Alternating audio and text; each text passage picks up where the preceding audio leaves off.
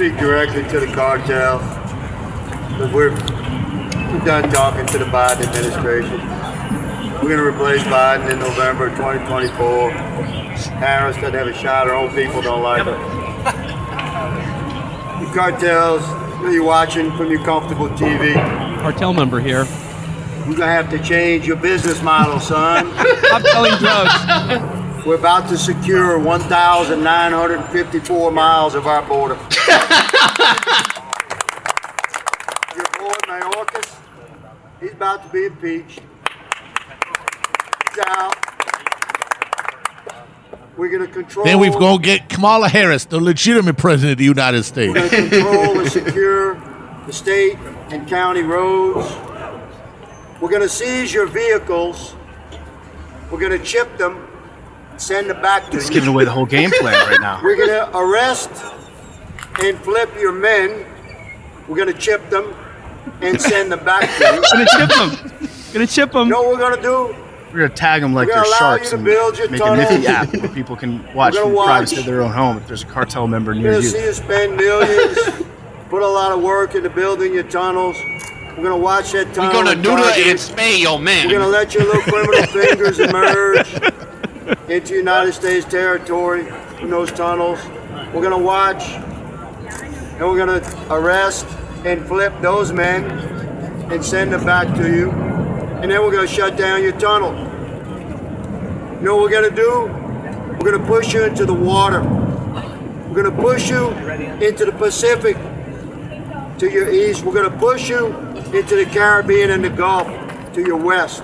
And we're going to track your boats. We're going to capture those boats, and we're going to sink Chip them. them. No. We're going to stop every ounce of your fentanyl from coming into our country. And listen carefully. We're going to stop every crisp $100 bill from flowing south into your bank. We're going to Going straight into my identify, G-string. investigate. We're going to roll up those and flip $100 your bills bankers. real tight. You're not even going to know that they're working for us. We're going to track your money, and we're going to seize it. You've been living fat for a couple of years while your boy Biden stumbles around and your employee Mayorkas executes your own policies. But that's done, because in November of this year, Republicans will regain the majority in this body, and our borders will very quickly be secured. So, fair warning, fellas, we're coming.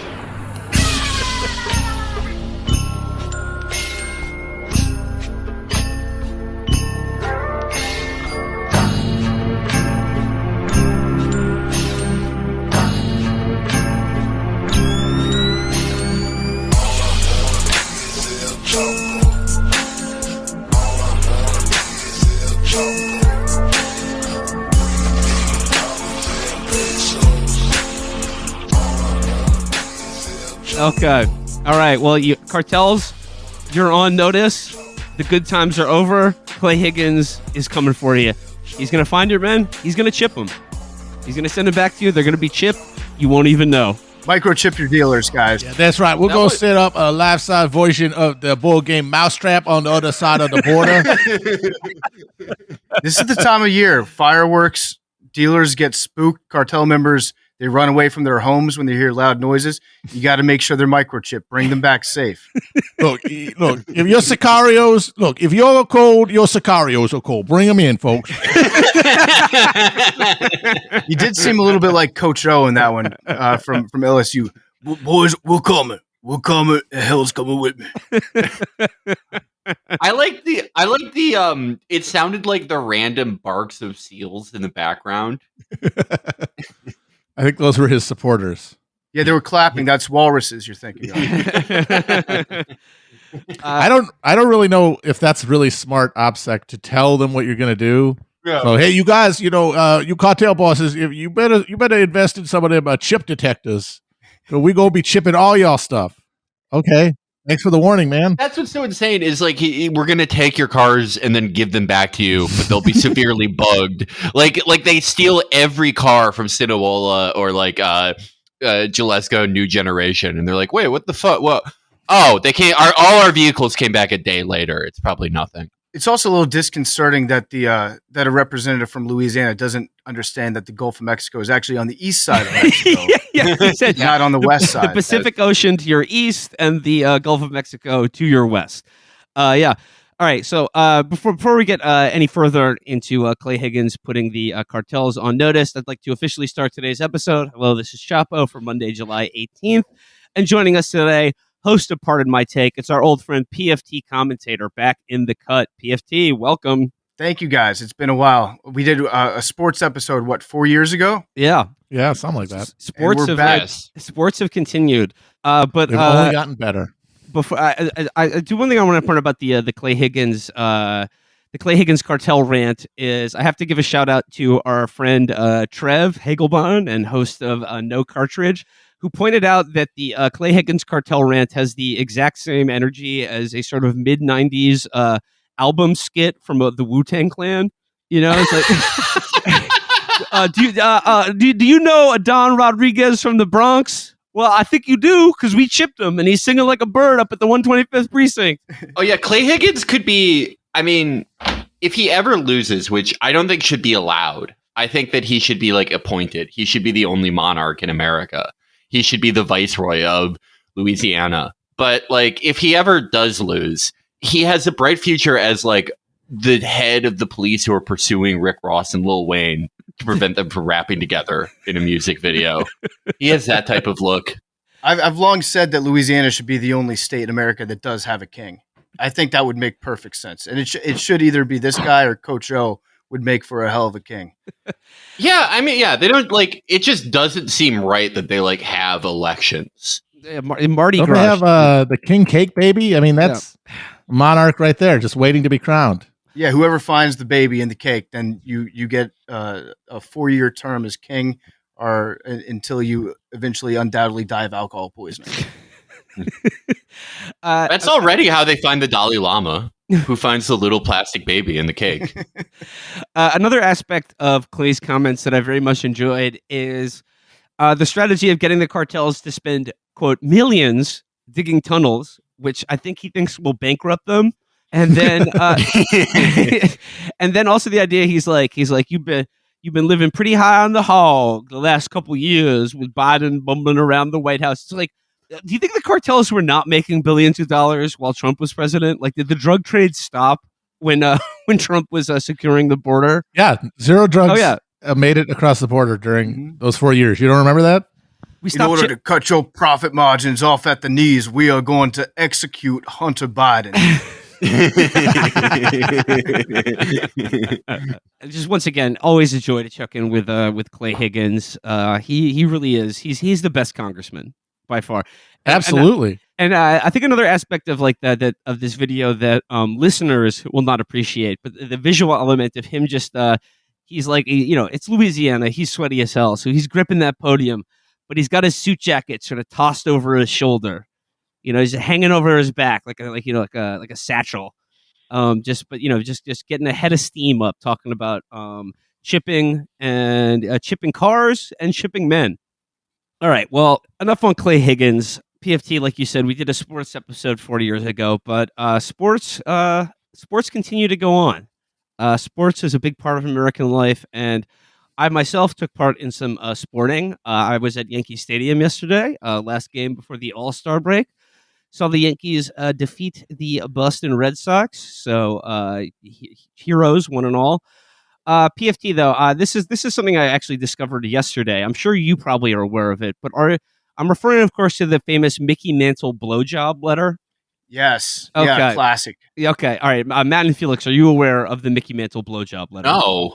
Okay. Not heard of it. All right, so this is on New York Yankees letterhead. They sent him this memo. Dear Mickey, as you probably know, 1973 marks the 50th anniversary of Yankee Stadium, and we're going to have a season-long golden anniversary celebration. We hope to mark the occasion on Old Timers Day, Saturday, August 11th, blah, blah, blah. They just said, we thought it would be interesting to learn from you what you considered your outstanding event at Yankee Stadium. In many cases, the answer is obvious, but we are writing to a large number of your former teammates. We are asking you to answer this question for us. Okay, Mickey writes back. His most outstanding Yankee Stadium memory. I got a blowjob under the right field bleachers by the Yankee bullpen. And then it says, this event occurred on or about, give as much detail as you can. And he responds, it was about the third or fourth inning. I pulled groin and couldn't fuck at the time. She was a very nice girl and asked me what to do with the cum after I came in her mouth. I said, don't ask me. I'm no cocksucker. So like he only got blown once at Yankee Stadium? I think only once in the third inning. Oh, okay. All right. Usually that's more of like yeah. a seventh inning stretch type of thing, or before it goes into extras, maybe in between a day-night doubleheader. You have a nice little pause there. But the third inning, that's like a once-in-a-career opportunity. If you get horny in the first 3 innings of a baseball game, I'd say that's noteworthy, yeah. I like that he says she was a nice girl, but then he proceeds to basically put her down with the most savage thing you can say to someone who's just sucked your dick, which is, I'm no cocksucker. Yeah. I don't do what you do. It'd be horrifying. Well, no. I mean, don't you think that's just kind of like when you get into a cab and the driver's like, how do I get here? And you're like, I don't know. I'm not a driver. You tell me, It's asshole. your profession, yeah. Yeah, you want me to take the Holland or the Lincoln? I'm like, I moved here like 3 months ago. Your guess is Yeah. mine. Dealer's choice. Yeah. And then, as long as we're going through the lore of the horniest New York Yankees players of all time, are you familiar with, of course, Hideki Matsui's 50,000 plus pornography collection? He had a collection of something like 55,000 pornographic films on the VHS, which he would travel the way they with. were meant to be seen. He would travel Kids with today, they don't know. and he ran sort of a lending library for the Japanese media. And one Japanese journalist quoted about Matsui's pornography collection says, Matsui is a horny guy. All of us are horny, more or less, but Matsui doesn't attempt to hide the fact. Yeah, he was open about it. And some might say that there's some questions that go along with the journalistic integrity of lending porn out to somebody that's supposed to be covering the team. But I mean, guys, we're just horny. It's just a guy looking out for another guy's maintenance at that point. That's more of a healthcare issue, I think, than it is like a bribery issue or a blackmail issue. Yeah, no, that's part of the brothers check-in. Yeah, and I mean the fact that how much do you think he paid for 50,000 VHS tapes? Because those things weren't cheap. Like his budget, what do you think, like $20 a tape? I mean, I don't know. But I would imagine some of these titles are pretty rare. So, he's having to dig pretty deep for some of these. God only knows what sort of fetishes were included in this library. But I would imagine he had a fairly wide selection. But yes, some of them cannot have been cheap. But that's why the Yankees pay big money.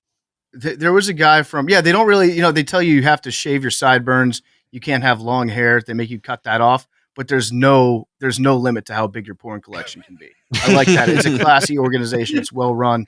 There was a guy that played for the Lakers and a few other teams, Lamar Odom, and he was famous for having said that he's watched every porn video on the internet.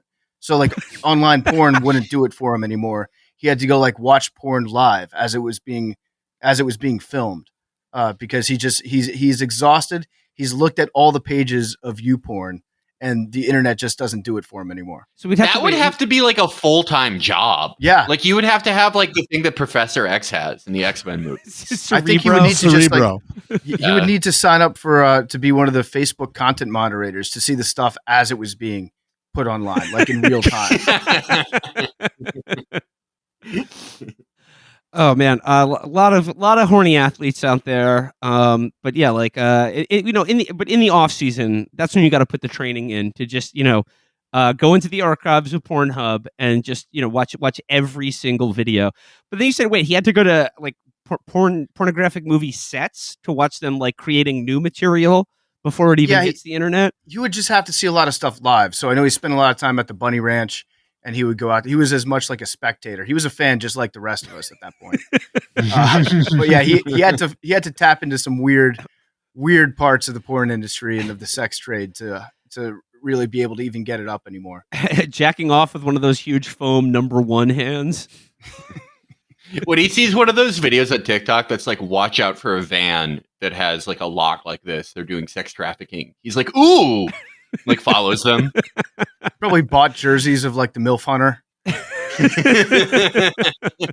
Got his rookie card. Well, as PFT, as long as you're here, I mean, like, there is an issue in the sports world that has semi crossed over into the realm of politics, and I wanted to get your take on it, or just if you could maybe explain to us and our listeners. Have you been following the saga of the like sort of the Saudi alternative to the PGA? What is it? The LIV tour, Yeah, the Live Tour. the Live. Yeah, I have, and I've talked about this a little bit, but it's fascinating, kind of, because it's the public investment fund from Saudi Arabia started a golf tour that is, I think it's 7 or 8 events per year, and they're giving away guaranteed money, and they're trying to attract some of the top players in the game, and they haven't been that successful in getting the best players yet, but they're starting to get more and more better players. So they've gotten some big names. They got like Phil Mickelson. But somebody online called it the tour for golfers who are either divorced or in debt, and that's pretty much the exact demographic that they're going for. Like Phil Mickelson, he's a gambler. He bets a lot of money on sports, and he's also got some debts, and so he was a natural guy that was definitely going to chase the money. But there's rumors that they're going to get the guy that just won the Open Championship, Cam Smith, the Australian golfer. So they're starting to get like players who are at the top of their game to join the tour. And the PGA Tour, they have a stipulation in place where they've said if you leave to go play in a Live Tour event, you're not welcome back on the PGA Tour. So the PGA Tour has long been under fire from some of the players because they're not a very player-friendly league. They don't give any of the image or likeness rights to the players, and it's not guaranteed money. So you have to actually play decently in the first 2 days to make the cut. And then you find yourself making money if you play on Saturday and on Sunday. In the Saudi league, they're just guaranteeing just crazy amounts of money. So some of the players that are not household names, some of the worst players that they're attracting, they're still giving them like $20 million guaranteed. And some of the top name players, they're giving 100, 150 million, $200 million to some of these guys to come play. The rumor was that they offered Tiger Woods close to $1 billion to go play, and Tiger doesn't need it because Tiger's made a lot of money, and so he said no to him, and a couple other players have said no. But with that amount of money, like it's tough to say no. If some of the guys like Cam Smith, the guy that just won the Open, I think he's probably made somewhere in the neighborhood of like 10 to $25 million playing golf, and that's a lot of money. Don't get me wrong, but they're offering him $110 million to play, and it's all guaranteed, and so that's like generational wealth for him, his family. It's tough to look at the individuals that are taking that deal and say, well, you're taking blood money to go over and you're essentially playing on a tour that is a propaganda arm of the Saudi royal family. It only exists to improve their image. They're not trying to make any money. So they're not trying to make a profitable league out of it. They're just doing it to sports wash their image. And it's a crazy thing because if that's what they're trying to do, so far they've really failed because the only thing people are talking about in relationship to this league is, oh, this is just a propaganda arm of the public investment fund trying to whitewash everything that MBS has done. So far it hasn't really played out that well for them, but they're going to start getting better and better players to go over and play. And my big question is what happens if I don't think they're giving the money all up front. I think it's okay, $100 million guaranteed. We'll give you an initial check for $20 million or whatever. What happens when that second check is like a couple days late arriving? Is Phil Mickelson going to be like, hey, I need to speak to the manager of Saudi Arabia and figure out, like, that's a tough ask. I don't know what the legal recourse is at that point. And then the other question is, do they then find themselves like in the pocket of the Saudi royal family where they need a favor and they've given you $100 million? It would probably be pretty tough to say no to that favor at that point. Well, better to be in the pocket of the Saudi royal family than their suitcases leaving a consulate in Istanbul. That's a great point. There's something that Phil Mickelson said that I thought was interesting, where he goes, people have criticized me for this, and yes, Saudi Arabia does crazy shit, but this is a once in a lifetime opportunity to change how the PGA works forever. Like, is that anything? Is that him just like trying to run the clock out? Yeah. What does he mean? You've seen a few golfers take different strategies for explaining why they're joining that tour. And some of them, the ones that I like the most are the guys that go, Listen, I'm dumb as shit. I'm a golfer. They're giving me a lot of money. I don't know what they do, but like, don't look to me for any intelligent way to explain this away. They're paying me a lot of money to do it. I almost respect that a little bit more. Some of the other guys are taking the stance that they're trying to grow the game of golf, which isn't really what they're doing at all by any measure. So if you look at their streaming rights, I think they're getting, a couple 100,000 people watching on a stream occasionally at some of the bigger events. So it's not reaching a wide audience whatsoever. I think they just like, and the other thing about it is the tournaments are only 54 holes, so it's like 75% of the work that you would do on the PGA Tour for one tournament, where they play 72, and that's just too many holes of golf. I would respect it if a golfer said, "There's just too many holes in a tournament," and I felt like I don't need to be playing all these holes. I don't know if you guys play golf. I'm very, very bad. I rarely, if ever, play. I can't even play 18 holes of golf. It's boring as shit. Like by hole 8 or 9, you're like, okay, I just want to get off the course. I'll just drink beers, ride in the cart, and then I'll play like, I don't know, I'll just hit from where your ball is in the fairway for the rest of this round. Another response to the LIV Tour was from the legendary golfer Greg Norman, who said he was the one who was trying to not offer something intelligent about Saudi Arabia, and what he said was, "We all make mistakes." And I don't know if he was referring to 9/11 or sawing a journalist into portable parts. But, that was an all-time line. Like, we all make mistakes. Who is it for me to judge? I think Phil Mickelson also, back when he was doing his somebody was doing a biography on him, and they asked him about the LIV Tour, and he said, I think this was the end of the quote that Felix said, but it was like, they've done some crazy shit, and I know that they've got, they'll execute you for being gay, and he like listed all of the bad things that Saudi Arabia has done, but then at the end of it, he was like, but like, the PGA Tour sucks too, and so maybe he like compared them to each other a little bit. He's like, maybe the LIV Tour will push the PGA to get better, and I honestly think that the PGA Tour has kind of screwed everything up on this, because they put in that policy. And by the way, I'm actually surprised that you guys got me on for the sports episode. I thought for sure I lost my gig to Nick Adams, because that dude is 10 times the analyst that I am. He's really taken my niche of the marketplace and developed it. I don't even know if he's a real person, actually. I think he's just like... It could be a bit, because like, he's the guy who comes out with stuff about how like the All-Star game is a fraud because it has LeBron James and not Enes Freedom on it. Yeah. Like, he'll always a journeyman center who averaged like 4 points a game for the fucking Knicks. And he was like, he's the greatest player in the NBA today. I think he likes to talk about Tebow more than I do, too. He's like, Tim Tebow, if there's one guy that you'd want to impregnate your daughter, it's Tim Tebow. That guy, he plays the game the right way. But yeah, wait, I even forgot where I was when I was responding to that last question. I don't know. I mean, I guess like the point with the LIV Tour is that like for these PGA golfers, like whether you have huge amounts of gambling debt like Phil Mickelson, or you're just sort of like a duffer trying to make ends meet, and the idea of getting millions of dollars just to show up to a golf tournament, not necessarily make it to Saturday or Sunday, is very appealing. And it just is sort of like, regardless of what Saudi Arabia has done, their money spends. And it really seems like President Joe Brandon and the U.S. government, pretty much in continuity from going back to the end of World War II, has pretty much the exact same attitude towards Saudi Arabia. And I will point to something that happened this week. This was the Atlantic Monthly published an article just a couple of days ago by Graham Wood, who's one of their big journalists and writers, in which he interviews the widow of Jamal Khashoggi, and passes along that, according to her, he would have forgiven MBS for what he did. And that's nice. Yeah. And then Felix, you clock this one. This is also Max Boot. We all big fan of the show. We're big friends with him. He writes here, MBS is a more ambivalent figure than the cartoon villain that he is so often made out to be in media coverage. It's true that he is cruel and repressive, but while illiberal politically, he is liberalizing Saudi society. His reforms are revolutionary.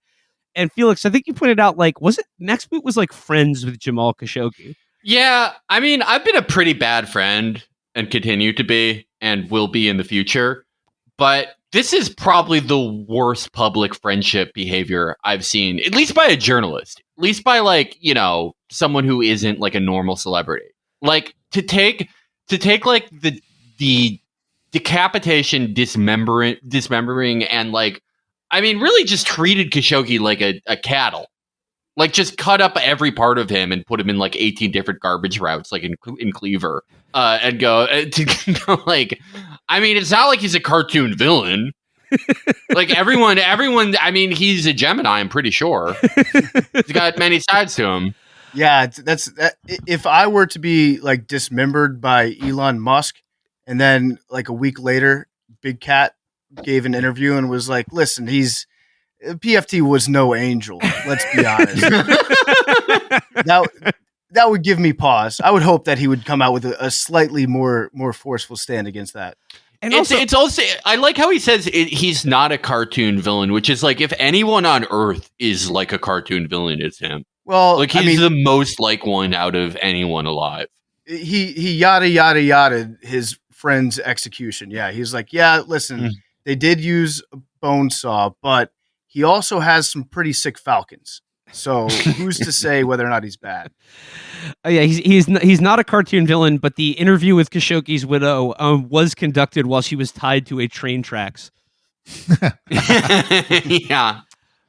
If they really want to make people, like Saudi Arabia, I really just am baffled that they're going with golf, because it is, as we were saying, boring as shit. At the very least, they should create the first professional, like big budget mini golf tour. Ooh, okay. Where you got like really big, spare no expense courses. Like you gotta get a hole in one. You got to put it ball through the door of the Kaaba or something. Yeah, massive windmill the size of the Burj Khalifa. Yeah, that would have universal appeal right there. They're also going for not just golfers; they're going for the commentators around golf. So David Faraday, who's the guy that stands on the fairway and he talks really softly into a microphone in a soothing Irish accent, they picked him up for the LIV Tour too. And Charles Barkley says that he's actually going to have a meeting with the LIV Tour to potentially become a golf analyst. So our most beloved sports commentator, Charles Barkley, might be making the switch. And we talked about the LIV Tour a little bit on today's Macrodosing, which is another podcast I do with Arian Foster, who, by the way, Arian would be a great guest on your guys' I did podcast. that. I did that show. It was it was a great Of course, time. he came on. We did. What was the episode? It was the Havana Syndrome episode. Yes. Yeah, you are a resident Havana Syndrome expert on that. But they're going after our beloved commentators, and I was talking with one of my co-hosts, Billy Football, about this, and Billy was like, "You could actually look at these golfers as like the modern day Robin Hoods. They're going over there, they're taking our money back, and so they're actually making Saudi Arabia more poor than they were before. All you have to do, if you want to get some of the oil money that you spend heating your home and driving your car, you just have to get moderately good at golf." That is the best argument I've heard for this. I debated with Billy Football about Havana Syndrome, and he has really grown his contrarian skills. He's very good at it. Yeah, no, props to him. I'm sorry, I was still fixated on the Saudi mini golf tour, and I'm thinking, like you said, PFT, a windmill the size of the Burj Khalifa. But you know how a mini golf course is, like the 18th hole is, it's like you can't get your ball back. You just like goes in, you clinks down in the bottom, and you're done. No more mini golf. I think the 18th hole on the Saudi mini golf tournament should be a recreation of the Twin Towers that pancake perfectly when you dunk your ball into there. If you get a hole in one, the towers pancake perfectly, which of course leads directly into the next bit of crossover between the Saudi royal family and sports. I'm talking about Fox Sports apologizes for using September 11th memorial at World Trade Center for baseball logos. Obviously this weekend there's a 3-game series for the Yankees and Red Sox, and Fox Sports put the logos of the Yankees and Red Sox over the reflecting pools at the Ground Zero Memorial. Now, a lot of people are angry about this, myself included, but I'm angry because they put the Red Sox logo on the towers. Yankees and Mets, that's fine. That's in fact that's Plane came out of Boston. both planes did, right? Yeah. Okay. Yeah. I mean, yeah. I agree. That's disgraceful because it reduces and erases the more important event, which was the marathon bombing, the Also real true. 9/11. It's true. And if you look at Fox Sports' history behind these sorts of things, they actually had a tweet that came out a few years ago that showed how much the Devil Rays, the Tampa organization, how much they were spending on salaries. And they had like 2 players' salaries that were most of their payroll. And then the rest of the team that was like really tiny little bars. But they made it so the 2 bar graphs for the most highly paid players were these identically tall towers. And then they had little rays that were swimming into the middle of them. And it was like very obvious what the symbolism there was. Like Fox Sports is addicted to somehow incorporating 9/11 symbology into their baseball updates for the AL East. I mean, the last like Super Bowl that was broadcast on Fox, didn't you think it was tasteless when Cletus knocked down the Twin Towers Yeah, it was in the disgusting. interstitial? He should have been up in the air flying like Voltron going after 93. That's what I thought. Yeah. I never liked that explanation that like whenever you ask Fox about it, they're like, we were getting Cletus to an undisclosed location. And it's like, he could have helped that day. Dude, I love Cletus. Cletus is one of my favorite little sports things and nobody really cares about. But he's just Man, he's the best. he's a him. giant robot that just loves hanging out around football. I've never seen him actually play football, but he's just always around the sport. He loves the game. I bought a Cletus outfit, like a mascot outfit, before the Super Bowl back when it was in San Francisco. And I just walked around slugging Mad Dog out of it and just trying to do interviews and wrestling people on the street. It's shocking to me how few people understand the full mythology of Cletus, which is a little bit ambiguous. And I wish they'd clear up, some of the seedier, more gray area parts of his past. But I'm a huge fan of Cletus. I mean, he's essentially. Well, I think Cletus is like the American Neon Genesis Evangelion. A lot of lore there. I was introduced to Cletus because I'm not like a football guy, but they brought him out for the first UFC on Fox, which they planned to be like a 25-minute long championship fight and ended in a 67-second knockout. So they had to spend like 45 minutes of Dana White just screaming at a broadcast desk with like every Cletus animation for MMA that they had never planned to use before.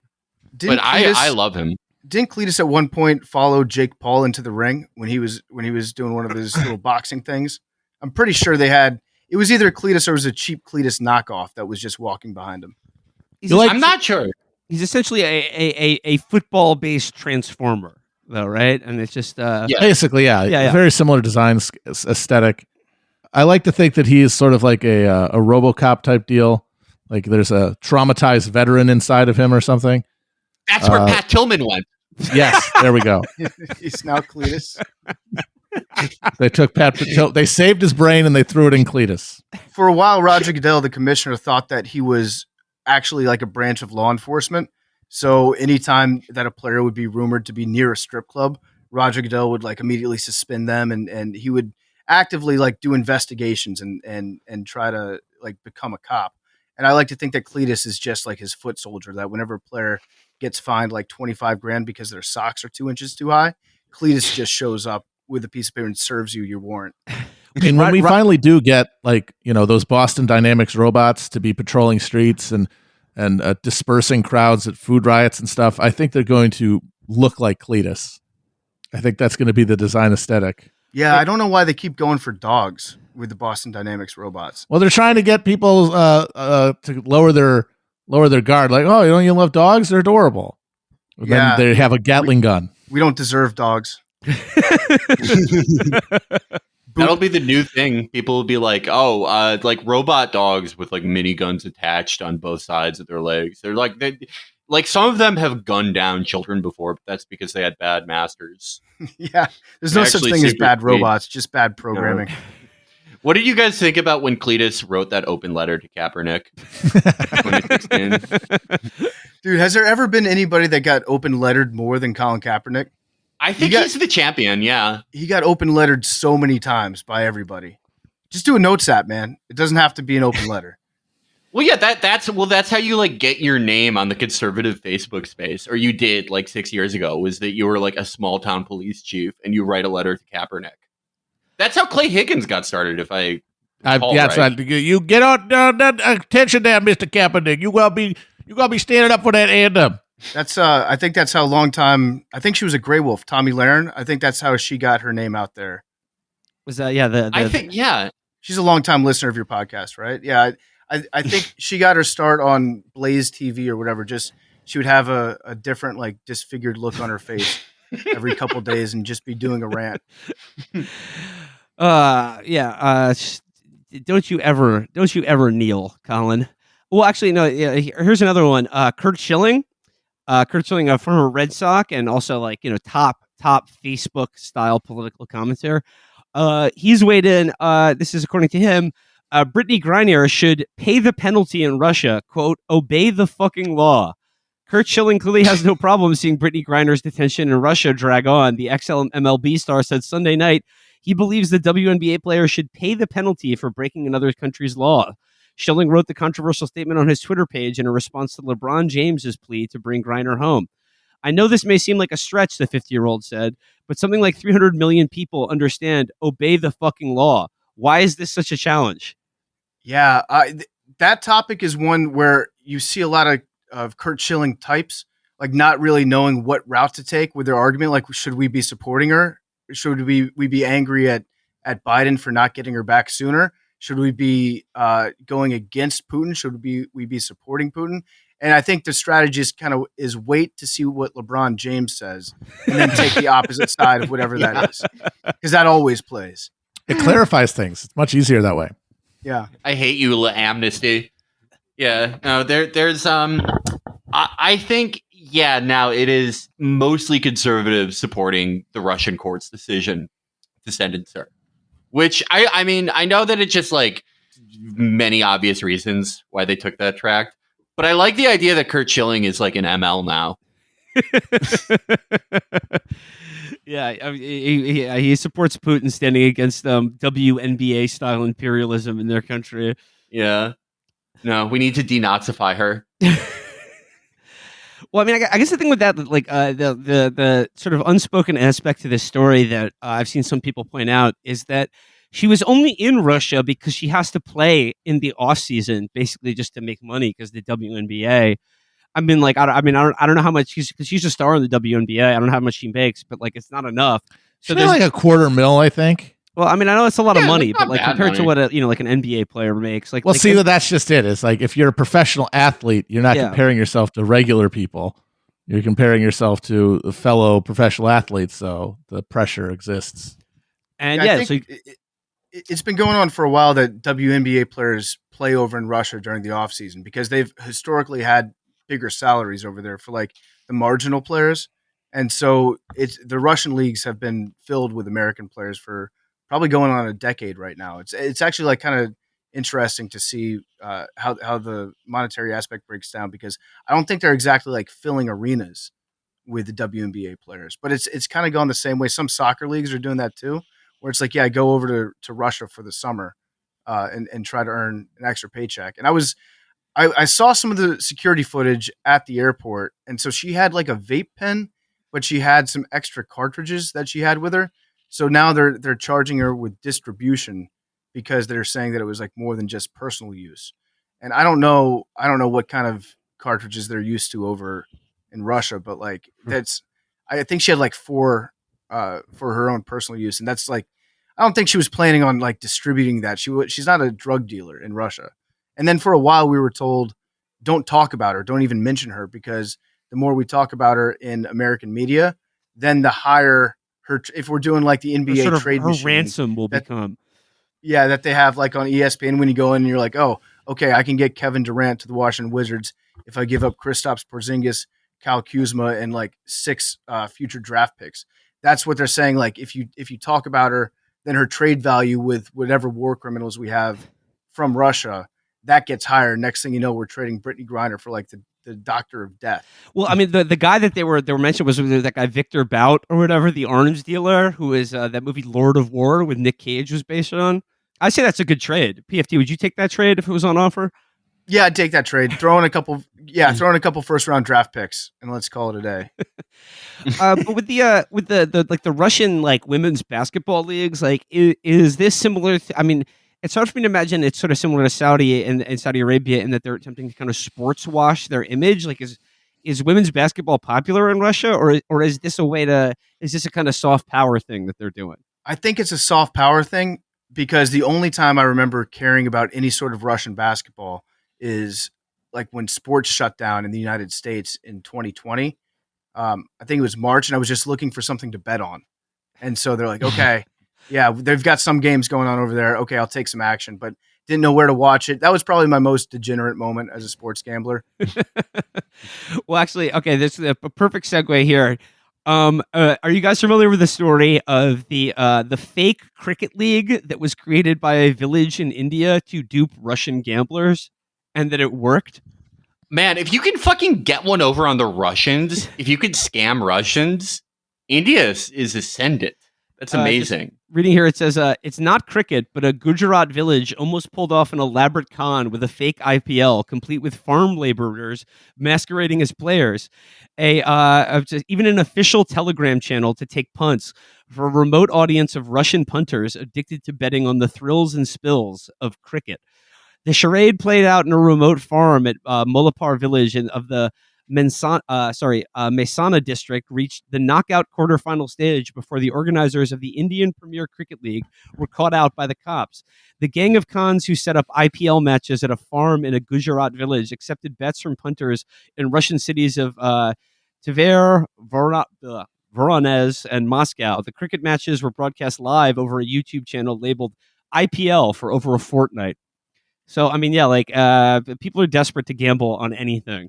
And creating a fake cricket league for people to gamble on is complete with, like a live stream where you have farmers pretending to be cricket players is pretty advanced con artistry. It seems like a victimless crime. I mean, they wanted something to bet on and they gave it to them. What do you want? Yeah, this just goes to show that nobody really understands the rules of cricket. So you're watching what's supposed to be a professional cricket match, and it's farmers from India, and you can't tell whether or not they're good or bad at the sport. Nobody really gets it. I think cricket is just an elaborate ruse for bachelor parties, basically, because some of the matches go for 3 days. You just show up with the boys and get hammered. That's all we know about cricket. Well, you bring up like sports gambling, and obviously like COVID. People were licking the inside of the baggie. Trying to get basketball from Russia to bet on anything. But I'm wondering what your take is on the idea that I feel like when I was watching the NBA finals, like every single ad I saw was just entreating you to join some sort of online sports betting app where you can just bet on your phone, you get free money to make your first bets. And it's not too difficult for me to imagine a future where in order to watch a sporting event on television, you will have to scan a QR code off your phone and then immediately start betting on it to watch the televised sporting event. I mean, what do you make of this, the rather rapid proliferation and encouragement of sports betting on a national level? Yeah, it's been like a gold rush. It's crazy. So back in, I want to say 2015, Tony Romo was hosting a fantasy football convention in Las Vegas, and the NFL shut it down. And they're like, we cannot be seen as being tied to fantasy football. It's like everybody plays fantasy football. This shouldn't be like a big deal. And now the league has official sports gambling partners, and every team is doing all these different sports gambling deals with you name it, whether it's DraftKings, FanDuel. Those are the two that I see the most in terms of team sponsorships. But it's just been very funny to me to watch because every team in every league, but mostly for the teams in local markets, they have a pregame show that takes place 30 minutes to an hour before every game, and they've all had to set up their gambling pregame shows now, and so they're hiring people left and right that have zero experience gambling whatsoever to just sit there and talk about what their best bets on the game are. So you've got somebody who's 22 years old, fresh out of college, being yeah, I think the game's being played in Denver, so the air's super thin. So I think the ball will go through the ring a few more times. So I'm going to take the over in this game. It's a bunch of people that really have no idea what they're talking about. And the real sports gambling analysts that you can kind of trust are the ones that are like, yeah, I suck at gambling. Like nobody makes money gambling. Do it for fun and don't count on it to like be a source of income for you. Those are the ones that I really trust. It's not the ones that are saying, okay, I'm 10-0 in my games of the week. In my they always segment their picks into like different names that they give them too. They're like, I got 3 hot soup locks of the week, and so far on the season they're hitting at 80%. So if you just give each one of your bets a different name, then you can go back and cherry pick and be like, yeah, look at this. My Ride the Lightning bet was 90% on the year. You're going to want to take that. I'm the hottest gambler in America. But the truth is, if somebody tells you that they're good at gambling, they're probably full of shit, because if they were good at gambling, they would just be gambling on sports and they wouldn't need to be taking $30,000 a year to do the DraftKings pregame show for the New York Islanders preseason games, you know? What if they're really, really good at picking, but they have a religious objection to actually betting? That might be why. Yeah, that would be a moral conundrum. Yeah. Like, okay, I can make money telling people how to bet, and then they can go to hell. Yeah. That's an interesting. Somebody should take that standpoint. I would be very entertained by that. I mean, the official Chapo Trap House line on sports betting is that it does make watching any sporting event funner. But like just the number one rule you have to follow here to gamble on sports is to pick winners. If you win, there's no problem. The most important part. Yeah, I mean, like you only have a gambling problem if you lose money. So just win money by choosing correctly, and sports gambling is great. It's the most noble thing a man can do. That's the trick. Also, sometimes your losses are the most memorable events of your life too. So I've had like some pretty bad losses, but I just look at that as a tax to make that day stand out in my memory. So I took the Broncos in the Super Bowl where they played against the Seahawks.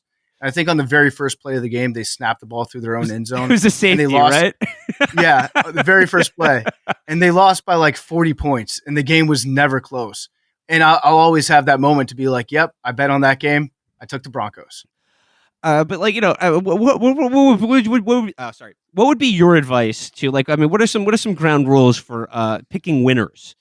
Do you have a system? I had a system last year. I've been doing it again this year in baseball season because it's impossible to care about baseball all summer long. Baseball is good for a few things. Baseball is good like the first week of Major League Baseball, and you get to see day games on TV. Going to like a weekday game when you should be at work, that's always fun. And then right around June, there will usually be like a bench clearing brawl that happens. So that's always fun to watch. And then I just kind of forget about baseball until the playoffs start. But my system last year was very simple. It was bet against the Pittsburgh Pirates. And so I did that every game. And I think I was up like close to 30 units on the year, which is pretty good. It's like it's unheard of to be that good at gambling on any sport. But if you just bet against the Pirates, it would work out for you. This year, the bet hasn't been as hot as it was last year. So that's as close to having a system as I'll ever have. I think it's an excellent system. I mean, you literally can't go wrong unless the Pittsburgh Pirates win or get good. Yeah, and then now this year I'm like yelling at my TV. I'm like, you're supposed to suck. You're the Pirates. You forgot. I'm sure like water always finds its level. The Pittsburgh Pirates, right when the team or the entire city of Pittsburgh switches modes into just only caring about the Steelers, I'm pretty sure that's when they'll go back to flying under the radar and losing every game. But yeah, just the but like you talked about, like just like the gold rush for sports betting that's going on right now, and like the way anyone can do it online, you can do it on your phone. It ups the sort of the ease and addiction factor of it. And I guess like I'm just thinking about it in the context of America right now, in which like certain vices are becoming legal or like liberalized, like marijuana or whatever. Like a lot of states it's legal now, and there's like dispensaries. Sports betting you can do now, which used to be the province of organized crime and degeneracy or whatever. But nicotine and cigarettes is getting cut back, and like jewels are getting banned. So it's just, I don't know. It's interesting to me, like which vices are becoming liberalized, and then which ones are being cracked down on. And it's hard to imagine where sports betting falls along this spectrum here. So I used to bet with the bookie, and that was always I'm a little bit romantic to that part of my life where you'd have to like meet up with somebody and you have like an envelope that has cash in it that you have to give them or they have to give to you. That was always a treat. But with sports gambling now, the one thing that I'll say that's probably good about it being legalized and more mainstream is you can't gamble on credit anymore. So you could always bet back in the day with money that you didn't necessarily have, which leads you into a lot of very sticky situations. But now it's like, okay, you know what your limit is because your bank account is going to say zero at some point, and then you just can't make a bet. Are there any? Do you have any good prop bets that have paid off for you? Because I mean, like that's one of the features of these sites is that you can bet on almost any outcome in a sporting event. Yeah, so I had one that I would do last year, which I would call the Jameis Winston hat trick. And so Jameis Winston is the quarterback of the Saints. He was on the Bucs for a while, and he's the most entertaining quarterback now to follow because you don't know what's going to happen on any given play. Like he could throw a 90-yard touchdown. He could come up with a new way to get sacked, and right before he gets sacked, he like throws the ball off the upright and gets intercepted for a touchdown. Or he could like throw a ball at a referee and blind him. You never know what's going to happen with him. So I would put a bet in to have him throw a touchdown, throw an interception, and lose a football for a fumble. At some point over the course of the game, you want to check off all those boxes for the Jameis Winston hat trick. So that was fun to bet on. As far as other props, I usually I'm a pretty simple man with simple tastes. I just like points. So I like to root for more points as opposed to fewer points. So when they announced that the first game of the season was going to be the Rams and the Bills, I just looked at that and I was like, okay, I don't know what the over is going to be, but I'm going to bet on the over no matter what it is. And that's how you can tell I'm a really shitty gambler. I don't even wait for the number. I'm just like, okay, you can throw out whatever arbitrary point spread you want. I'm going to take the over on it. I mean, because you're a sports fan. I mean, who wouldn't want to see more points rather than fewer of them? So, I mean, be the change you want to see in the world. Put your money where your hopes lie, which is seeing a high scoring game. I'm putting it out in the universe. Yeah, I'm sending good vibes. And I guess just like overall in terms of like American sports culture, like you said, yeah, it is. We're now in the doldrums of summer. We're at the Major League Baseball All-Star break. I mean, I think playoff baseball is like some of the most exciting sports you can watch because like the tension on each pitch is so palpable. But yeah, in the middle of August, it's kind of dead weight. But like, as baseball's popularity sort of waning, it seems like football, the NFL is going to continue to be like the most dominant sport, the most highly watched sport, the most bet upon sport. Like, do you see any other sport coming close to football's, sort of purchase on the American public's imagination and attention? I keep saying rugby, but I just say that because I hope that rugby gets more popular. I keep calling it the sport of the future. And at some point that will be true. We might not even make the World Cup, but I keep hoping that rugby will get more and more popular because it's so much fun to watch. But no, with baseball, you're right. Like, once the NFL kicks back into high gear, then people just completely forget about baseball until it's time for the playoffs. And I've long said that the day after the All-Star game in baseball, that should be the day that America votes because there's nothing going on in sports. There's no reason to be sitting in your house watching television during the day on the day after the All-Star game. There's nothing going on in sports at that time. And the NFL, it's funny because they know that they can take whatever they want. They can put a game on any day of the week. They can put a game on any holiday and instantly own that holiday. So for a long time, the NBA was the only thing that would happen on Christmas. And that was their day. They'd always have like 3 premier matchups against some of the superstars. And that's really when a lot of people think, okay, now the NBA season has started on Christmas because that's their first like introduction where they get to sit down all day and watch basketball. But the NFL last year decided, you know what? The NBA has had it too good for too long. So we're going to schedule games on Christmas Day too. And then they scheduled teams that were going to be playing in the same markets that they knew the NBA was going to have. Like they knew that they were going to put LeBron on TV. So they're like, okay, we're going to have either the Rams or the Chargers are going to play to capture the Los Angeles market. So the NBA has reached a point where they can just take literally whatever they want, they will steal from you. And it's, between September and early February, they know that they're the biggest game in town, that nothing can ever touch them. The only thing that could maybe touch them would be Jim Jordan and Congress, who grilled Roger Goodell in a deposition and had some wildly irrelevant questions that I don't even remember what he was trying to ask. I think he did ask about Dave Portnoy being banned from attending like NFL games or something like that. But yeah, the most recent hearing that the NBA or that the NFL had to go through in Congress was funny because they're trying to get at my man Dan Snyder, the owner of the Washington Commanders, King. all around good guy, and they've been trying to serve him with a deposition for like a month and a half, and his lawyer has just been like, "No, we're not going to take that." And I didn't know that you could do that. I didn't know that you could just have a lawyer say The old Howard Hughes. Yeah, we'd just rather not testify if that's all the same to you. So what Snyder has been doing, he's been out on his yacht for like the last 2 months, and he's just not going to come back to the United States. He's just going to be cruising around the world, just defying Congress, being like, no, you can't serve me with papers because I'm somewhere adrift off Algeria, and there's really nothing that you can do about it. I need Dan Snyder to testify in front of Congress so that I can just go through his testimony with a fine-tooth comb and find some way that he's perjured himself. When they when they ask like your height, I'm pretty sure they ask you that. It's like at the DMV, and he says 5'9". I'm going to be all over that shit. I'm going to be doing like the Photoshop angles, making sure that okay, this guy that he said Tom Cruise is 5'4", and he's staying next to him here.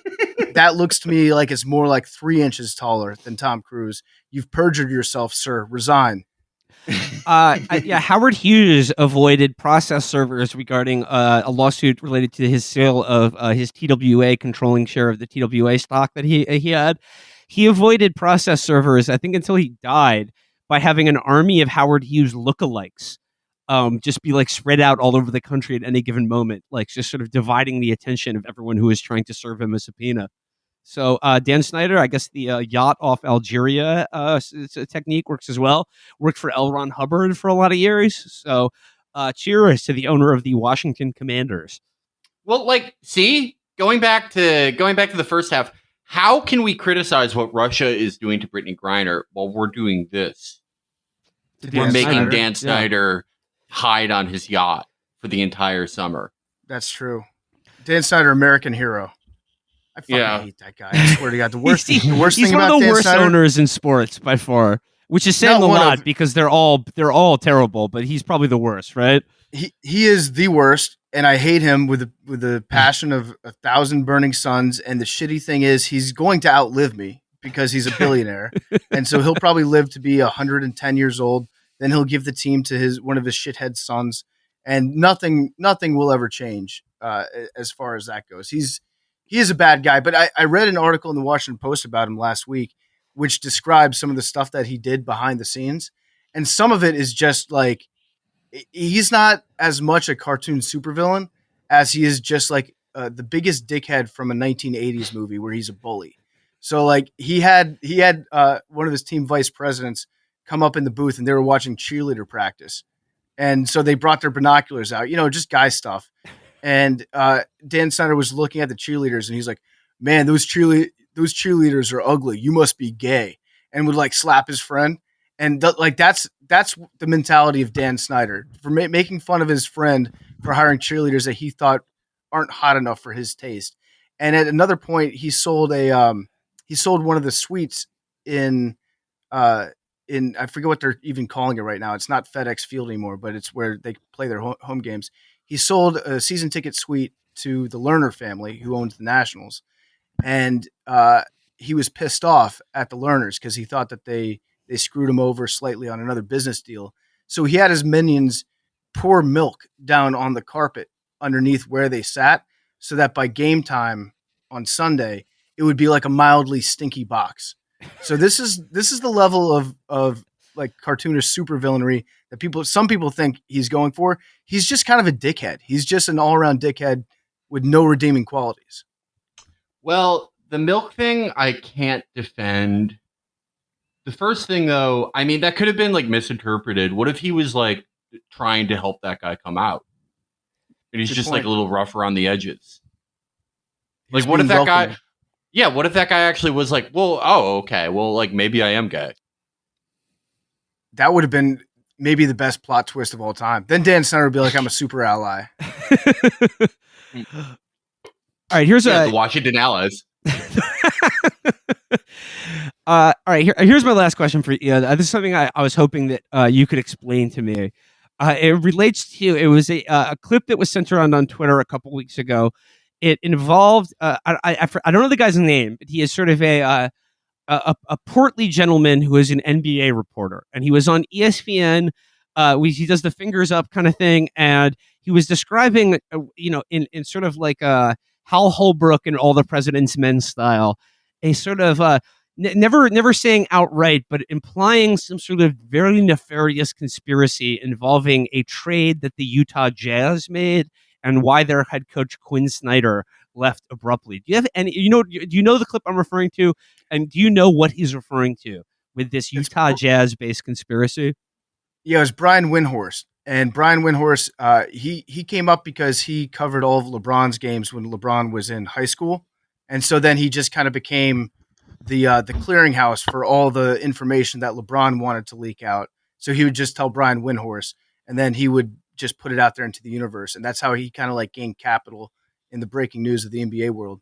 But he was on, I think it was First Take, and he just went on this.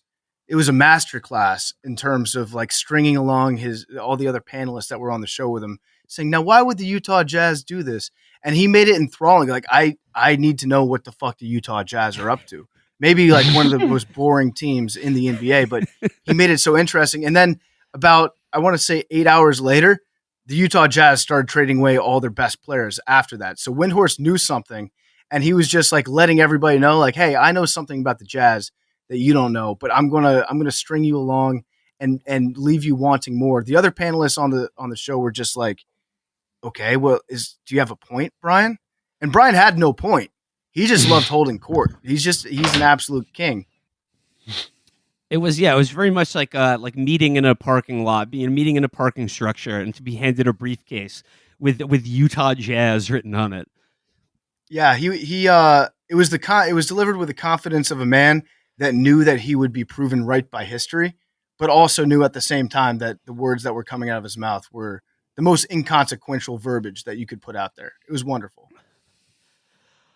Okay, actually, one more thing. I did see recently someone speculate that Stephen A. Smith should run for Senate. And I don't know how serious it was, but as soon as I heard it, I thought that Stephen A. Smith is basically, if he were in the U.S. Senate, would be basically the perfect U.S. Senator. Like, I can't think of someone who is better suited to the U.S. Senate than Stephen A. Smith. Have you heard this rumor? What do you think about Stephen A. Smith as a future political candidate? Yeah, I say yes. Stephen A. Smith can do whatever he wants. He can do no wrong for the most part. You remember Jim Trafficant? Of course. Beam me up. Beam me up. Beam me up. Yeah, Stephen A. Smith is as close as we'll get to having a Jim Trafficant announcing sports. He's you hang on every word that he says. Most of it doesn't make sense, but still enthralling nonetheless to listen to. My only problem with Stephen A. Smith is he has decided that he's taking a month off at ESPN. I think he gets like $10 million a year. He's taking a month off because he just had shoulder surgery. And like if a professional basketball player decided to take a month off for an injury that had nothing to do with their job, Stephen A. Smith would be the first person to talk about their legacy. He's the legacy king. And I still don't really know what a legacy is, but all I know is like if you talk about somebody's legacy, that will generate 5 days of airtime where you just get to debate whether or not this person is honoring themselves in the moment. So I actually think Stephen A. Smith taking off a month of work with a shoulder surgery issue, that is diminishing his legacy as a talking head. I just think as a U.S. Senator, though, like he already pretty much has it covered in the, like the stock meme response when he says, I'm here to let you know, first of all, we don't care. And I think if you have mastered that response to any question, you can be a U.S. Senator. Just let people know, I hear what you're saying, but I'm here to let you know, we don't care. We don't. He's great. He's great at emasculating anybody. That's Stephen A. Smith's real gift. It doesn't matter who you are. He'll just sometimes pretend not to hear you when you deliver your point to him. And then he'll just respond to whatever straw man argument that he's already thought up in his brain. So yeah, I'd say he's got adequate training to be a United States Senator. I would just want to see Skip Bayless also run for U.S. Senator, just to have imagine those two guys debating Roe v. Wade at each other. That would be a treat. You talk about getting people more involved in their civic engagement and watching C-SPAN. Ratings would go through the roof. It would be incredible. But Brett Kavanaugh, he's sealed his legacy. I mean, you talk about it. He's a lunch pail type jurist, and people are going to be talking about him for generations to come. Yeah, yeah. Does Amy Coney Barrett have the clutch gene? And if she does, is it ethical to actually use modern stem cell technology to try to isolate it? Is there anyone in the sports media like coming up right now who is like a legitimate heir to Skip or Stephen A. in terms of just being the top blowhard coming up? So I'm a little bit concerned about this because with the wave of the new media and podcasters, there's not a lot of the old dinosaurs in the game anymore. And I think that's actually bad for the ecosystem. We love having a guy that's like wrong and loud on TV so that we can then disagree with that person and be like, this is such bullshit. What I'm no longer watching ESPN. The more that they become targeted towards more of a younger audience, I think people are going to find that they miss having the wrong assholes on TV all the time. You have to have somebody that is always wrong. And right now, the way that it's going, I don't think there is an heir. I don't think that there's anyone out there that's qualified to be there, with the exception of our great friend Nick Adams, who I would like to see. I would like to see. Just, you know what? I want Nick Adams to stick to sports. When he starts, stop talking politics all the time. Yeah, when he like gets out of his depth in politics, he loses me. I want him to be on TV telling me like, yes, Tim Tebow could play any sport and be an instant MVP. I want people being like Matthew Dellavedova should be an American citizen. We should make him run for office, like that sort of thing. I don't think that there's anybody in the up and coming media that could hold any of those guys' jocks, honestly. Well, it's a grim future. It's a grim future for the sports media if they're not cultivating the next generation of being wrong on television. Yeah, it's an art. I'm pretty good at it, but I do it unintentionally. So I don't even count for that. Like my takes aren't strong enough. I just happen to be wrong about just about everything that I say. I actually had a question for you guys though, because I thought about this last week. This is more in the political sphere. There were a lot of people that made a significant amount of money being like the former liberal that now has turned conservative, and then they were welcomed with open arms by a conservative audience. Do you think that there's a market space out there for somebody to be like, I was a big Trump guy, but Biden is fucking killing it. Like I am a massive. Because I might have to rebrand to being that guy. It would be good. A good move would be you go, look, I'm glad he stole it. Yeah. Yes. Yeah. Great job. The ends justify the means. I was pissed at first, but then he got in and it's just goddamn. He knew better than us. Way to get those mules going, Brandon. Congratulations. Everyone's talking about him falling off the bike. They're not talking about the 20 miles of hardcore road cycling that he put in ahead of them. I think there's always going to be a spot for among in the liberal media for conservative apostates, or the thing is they're not really apostates. They haven't changed any of their opinions. Bill Kristol is a perfect example of that. They just want someone who's seems like an intelligent conservative to say to them and their audience, like, actually, you're very smart and correct. And even a Republican, is willing to say so. The problem with the former Trump guy is, as it regards to liberal fans of the news, is I don't know, like that brand is just so toxic that I don't think they want to be told that they're right and correct by a former Trump supporter. They want to be told that they're right and correct by a former George W. Bush supporter. So I think the big money is always going to be in a liberal going in the other direction. The W Project instead of the Lincoln Project. That's what we got to get off the ground right now. What about this? What if a lot of people are talking about the next Democrat to run for office for president? Because I think everybody's accepted that something is going to happen with Biden. What if it was dream ticket, Hillary as president, W as vice president, in the spirit of unity and reaching across the aisle? I mean, I don't think you're too far off of that. At least when it comes to Liz Cheney, because no Republican is going to vote for her ever again. But I think there are plenty of Democrats who would if she was a VP. It would be just I'm waiting for that to happen, for the rehabilitation tour of W. You know what? His paintings aren't all that bad. Yeah. All right. I think we should wrap it up there for today's episode. I want to thank PFT Commentator for joining us today and talking some sports. Part of my take, macro dosing. If people want more PFT in their life, where should they check out your shows? Yeah, check them out. They're on the internet. So just log on, baby. All right. Perfect. I love it. Gentlemen, until next time, bye-bye. Bye.